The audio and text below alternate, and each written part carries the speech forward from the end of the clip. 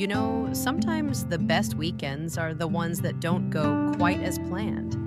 This was supposed to be a peaceful beach retreat at Aurora's parents' house, but the universe had other plans. And so did the wildflowers. The house wasn't quite hurricane ready after last fall's storms, but instead of canceling, we pivoted. Arabella came through like a hero. She and her boyfriend, with family, had rented a beach house nearby, and guess what? They had room for us. One night only. Total win. We left early Saturday morning and headed straight to our favorite beach breakfast spot. It had just reopened after storm damage, and walking in felt like greeting an old friend. The servers were beyond sweet. When we asked for takeout boxes, they packed our leftovers in Ziplocs for the beach. Who does that? Kind people. That's who. After breakfast, we hit the grocery store.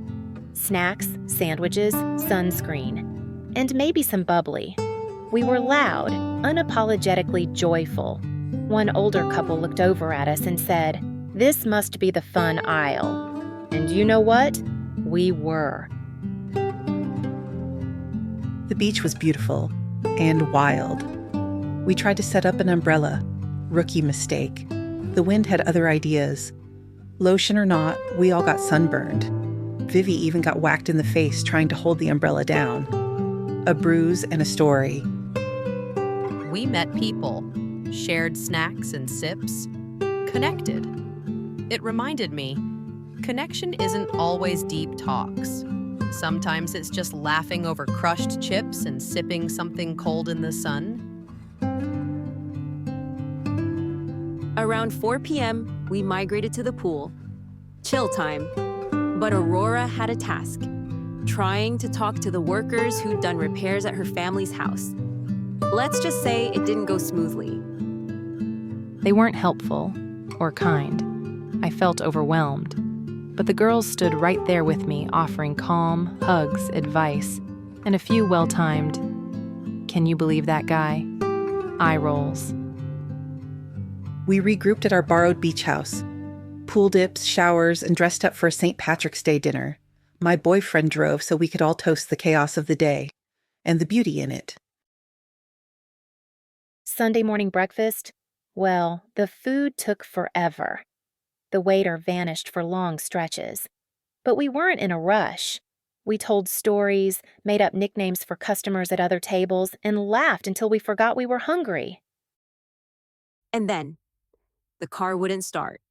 Yep, right when we were ready to head home. But like always, we figured it out. Got help, got it jumped, stopped at a shop. Marisol made friends with the mechanics. Of course she did. We turned a detour into a moment, learned about batteries, watched the pros work, and I may have walked away with a few tips for my next dead car situation. Arabella stayed behind for her well-deserved romantic week, and the rest of us headed home, tired, a little crispy from the sun, but hearts full. Here's the thing. That weekend wasn't perfect. It wasn't polished, but it was real. And in that messy, funny, slightly sunburned story is something important. We showed up for each other, for joy, for whatever life tossed at us. Friendship isn't just spa days and photo ops. It's bruised cheeks, dead batteries, and inside jokes in the snack aisle and on the beach. It's being loud and fun when the world needs a little more noise like that. It's comforting your friend when things go wrong, even when you can't fix them. It's knowing that when plans fall apart, people don't have to. You pivot. You laugh. You make the most of what is. So here's your wildflower wisdom for today. Make the time. Take the trip. Eat the Ziplocked leftovers. Stand with your friends even when the umbrella flies away. Friendship isn't just part of life. It is life. And the more you nurture it, the more you grow together.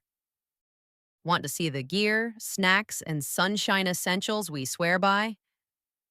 Check the description for the Wildflower-approved list. No pressure, just good vibes.